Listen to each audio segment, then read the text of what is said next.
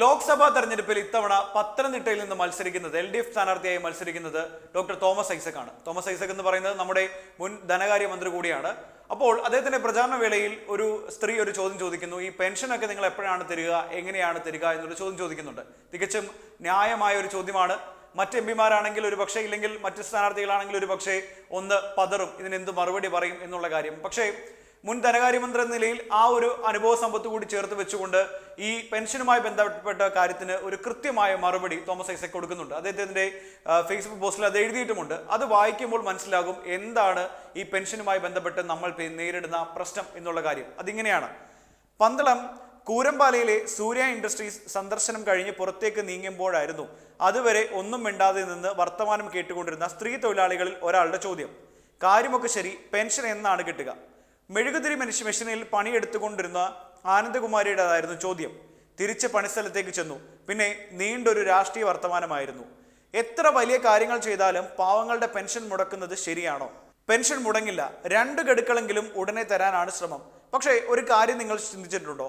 പെൻഷനായി കിട്ടുന്ന 1600 രൂപയിൽ 100 രൂപ മാത്രമാണ് UDFന്റെ സംഭാവന. 1600 രൂപയിൽ 1400 രൂപയും ഞാൻ മന്ത്രിയായിരുന്നപ്പോൾ LDF സർക്കാരുകൾ അനുവദിച്ചതാണ്. മാസാമാസം പെൻഷൻ നൽകുന്ന രീതിയും കഴിഞ്ഞ LDF സർക്കാരാണ് ആരംഭിച്ചത്. പിന്നെ എന്തുകൊണ്ടാണ് ഇപ്പോൾ ഇങ്ങനെ ഒരു സ്ഥിതിവിശേഷം ഉണ്ടായിരിക്കുന്നത്? ആരാണ് അതിന് ഉത്തരവാദി? കേന്ദ്ര സർക്കാർ മനഃപൂർവ്വം സൃഷ്ടിച്ചതാണ് സംസ്ഥാനത്തെ ഇപ്പോഴത്തെ സാമ്പത്തിക പ്രതിസന്ധി. ഇത് സംബന്ധിച്ച് സുപ്രീം കോടതിയിൽ കേസ് നടക്കുകയാണ്. അവിടെ കേന്ദ്ര സർക്കാർ സംബന്ധിച്ച ഒരു കാര്യമുണ്ട്. അവർ തന്നെ നിശ്ചയിച്ചിരിക്കുന്ന മാനദണ്ഡ പ്രകാരം സംസ്ഥാന സർക്കാരിന് ഇപ്പോൾ 13,608 കോടി രൂപയുടെ വായ്പ എടുക്കാനുള്ള അവകാശമുണ്ട്. പക്ഷേ സംസ്ഥാന സർക്കാർ ഞങ്ങൾക്കെതിരായി കൊടുത്തിരിക്കുന്ന കേസ് പിൻവലിച്ചാലേ അതിനുള്ള അനുവാദം നൽകൂ. അങ്ങനെ കേന്ദ്ര സർക്കാർ തന്നെ സമ്മതിച്ചിരിക്കുന്നു നമുക്ക് 13,608 കോടി രൂപ തരാനുണ്ടെന്ന്. അതിൻ്റെ പകുതി മതി ഈ പാവങ്ങളുടെ പെൻഷൻ കുടിശ്ശിക തീർക്കാൻ. പക്ഷേ അത് ചെയ്യാൻ അനുവദിക്കുന്നില്ല എന്ന വാശിയിലാണ് കേന്ദ്ര സർക്കാർ. ഏതെങ്കിലും കോൺഗ്രസ് നേതാവ് കേരളത്തിന് അവകാശപ്പെട്ട ഈ തുക അനുവദിക്കാതിരിക്കുന്നത് തെറ്റാണെന്ന് എവിടെയെങ്കിലും പറഞ്ഞതായി ആരെങ്കിലും കേട്ടിട്ടുണ്ടോ? അവരും ഇക്കാര്യത്തിൽ BJP കേന്ദ്ര സർക്കാരിനൊപ്പമാണ്. ഈ കേന്ദ്ര സർക്കാരിനും അവരുടെ നയത്തെ പിന്താങ്ങുന്ന UDFനും എതിരായിട്ടായിരിക്കണം ഇത്തവണത്തെ വോട്ട്. BJPയെയും കോൺഗ്രസിനെയും തോൽപ്പിക്കൂ.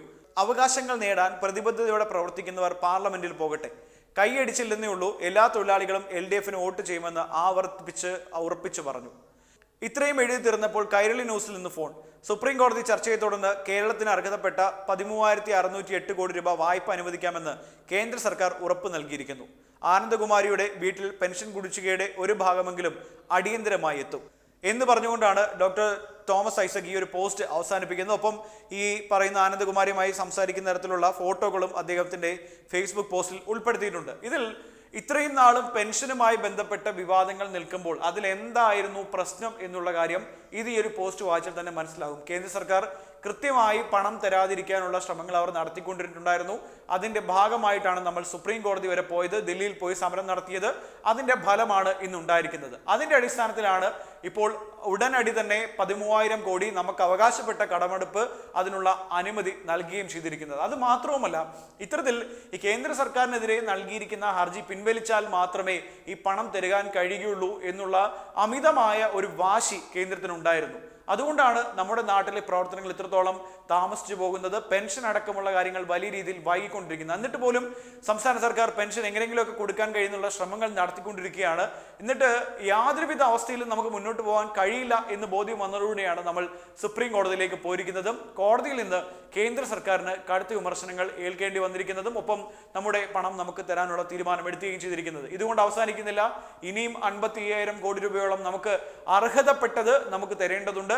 എന്നാൽ അതും ഇതുവരെ തരുന്നതിനെ പറ്റി കേന്ദ്ര സർക്കാരിന് യാതൊരുവിധ കുലുക്കവുമില്ല. അതുകൊണ്ടാണ് സുപ്രീം കോടതി തന്നെ പറഞ്ഞത്, നിങ്ങൾ ഇന്ന് ചർച്ച ചെയ്ത് ബാക്കിയുള്ള കാര്യങ്ങൾ തീരുമാനിക്കൂ, എന്തിനാണ് ഈ വഴക്കിനേക്ക് പോകുന്നത് എന്ന ചോദ്യം ചോദിച്ചിരിക്കുന്നത്. അതിന് കേരളം പറഞ്ഞ മറുപടി വളരെ സിമ്പിളാണ്. ഞങ്ങൾക്ക് പ്രശ്നങ്ങളൊന്നുമില്ല, കൃത്യമായി കേന്ദ്രം തരേണ്ട വിഹിതം അത് ഞങ്ങൾക്ക് തന്നാൽ മാത്രം മതി എന്നാണ് ഇന്ന് സുപ്രീം കോടതിയിൽ പോലും കേരളം പറഞ്ഞിരിക്കുന്നത്. അതുകൊണ്ട് ആനന്ദകുമാരിയെ പോലെയുള്ള നിരവധി ആളുകൾ, പെൻഷൻ വാങ്ങുന്ന നിരവധി ആളുകളുണ്ട്. അവരൊക്കെ തന്നെ ആഗ്രഹിക്കുന്നത് പെൻഷൻ തുക കൃത്യമായി കിട്ടണം എന്നുള്ളതാണ്. അതിന്റെ ഒരു ഗഡുവെങ്കിലും ഇപ്പോൾ കേന്ദ്രത്തിന്റെ സഹായം കൊണ്ട് കൊടുക്കാൻ കഴിയുമെന്നാണ് തോമസ് ഐസക് പ്രത്യാശ പ്രകടിപ്പിക്കുന്നത്. ഒപ്പം ഈ പെൻഷൻ തുക 1400 നിന്ന് 1600 ഉയർത്താൻ LDF സർക്കാർ കാണിച്ച ആ ഒരു നീക്കവും അതിൽ തോമസ് ഐസക് വഹിച്ച പങ്കും കൂടി എടുത്തു പറയുമ്പോൾ അത്രയും ജനങ്ങളോട് ചേർന്ന് നിൽക്കാൻ ആഗ്രഹിക്കുന്ന ഒരാൾ തന്നെയാണ് ധനമന്ത്രി തോമസ് ഐസക്. ഒപ്പം ജനങ്ങൾക്കൊപ്പം നിൽക്കണം എന്ന് ആഗ്രഹിക്കുന്ന സർക്കാർ തന്നെയാണ് LDF എന്നുകൂടിയാണ് അതിലൂടെ പറഞ്ഞു വെക്കുന്നത്.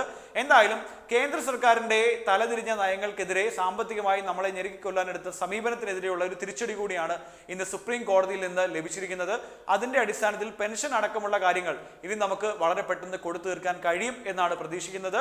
ഈ മാർച്ച് മാസത്തിന് വരെ മുൻപെടുക്കാനുള്ള കടം മാത്രമാണ് ഈ 13,000 കോടി രൂപ. നമുക്ക് അർഹതപ്പെട്ടതാണ്, അല്ലാതെ കേന്ദ്രം നമുക്ക് കനിഞ്ഞ് അനുഗ്രഹിച്ച് തരേണ്ട കാര്യങ്ങളൊന്നും തന്നെയല്ല. അപ്പോൾ അതെടുക്കാനുള്ള ഒരു അംഗീകാരം, അനുമതി ഇപ്പോൾ നൽകിയിട്ടുണ്ട്. മറ്റ് സംസ്ഥാനങ്ങൾ എന്തുകൊണ്ടാണ് ഇപ്പോൾ അത്തരത്തിലൊരു പരാതിയുമായി പോകാത്തത് എന്ന ചോദ്യം നിങ്ങൾക്കുണ്ടാകാം. അതിൽ കാര്യം വളരെ സിമ്പിളാണ്. മറ്റ് സംസ്ഥാനങ്ങൾക്ക് ഇത്തരത്തിലുള്ള ഒരു ഭീഷണി ഇല്ലെങ്കിൽ ഇത്തരത്തിൽ ഈ കടമെടുപ്പുമായി ബന്ധപ്പെട്ട അനുമതി ഒന്നും കേന്ദ്ര സർക്കാർ ഇതുവരെ ലംഘിച്ചതായി എങ്ങും കണ്ടിട്ടില്ല. കർണാടകയിലും തമിഴ്നാട്ടിലും ഒക്കെ തന്നെ വരൾച്ചയുമായി ബന്ധപ്പെട്ട പണം അവർക്ക് കിട്ടേണ്ടതുണ്ട്. അത് നൽകിയതിന്റെ പേരിലാണ് അവർ ദില്ലിയിൽ സമരം നടത്തിയതും നമ്മുടെ സമരത്തിന് ഐക്യദാർഢ്യമായും ഒക്കെ വന്നിട്ടുള്ളത്. എന്തായാലും കേന്ദ്ര സർക്കാരിന്റെ ഈ ഒരു മുട്ടുമടക്കലിലൂടെ നമുക്ക് ലഭിച്ച പണം 13,000 കോടി രൂപയോളം അത് ഈ പറയുന്ന പെൻഷൻ വിതരണം ചെയ്യാനും ഇല്ലെങ്കിൽ നമ്മുടെ സർക്കാരിന്റെ പ്രവർത്തനങ്ങൾക്കും വേണ്ടി ഉപയോഗിക്കാൻ കഴിയുമെന്നാണ് പ്രതീക്ഷിക്കുന്നത്. അതുകൊണ്ട് ഇനി ഈ പെൻഷനുമായി ബന്ധപ്പെട്ട പല ചോദ്യങ്ങൾ ഉന്നയിക്കുമ്പോൾ അതിന്റെ പിറകിൽ ഇത്രയും നാളും കളിച്ചുകൊണ്ടിരുന്നത് ഇവിടുത്തെ കേന്ദ്ര സർക്കാരാണ് എന്നൊരു ബോധ്യം കൂടി വരണം. അതിനുകൂടിയാണ് ഒരുപക്ഷെ തോമസ് ഐസക് ഈ ഒരു പോസ്റ്റ് എഴുതിയിട്ടുണ്ടാവുക. എന്തായാലും ഇത്തവണത്തെ വോട്ട് LDF-നാണ് എന്ന് അവർ തന്നെ പറയുന്നുണ്ട്. കാരണം ഇത്രയും ജനസേവനപരമായ കാര്യങ്ങൾ ചെയ്യുമ്പോൾ LDF സർക്കാരിനല്ലാതെ മറ്റാർക്ക് വോട്ട് ചെയ്യണം എന്ന് തന്നെയാണ് അവർ ചോദിക്കുന്നത്. അത് തന്നെയാണ് തോമസ് ഐസക്കിന്റെ പോസ്റ്റിലും പറയുന്നത്.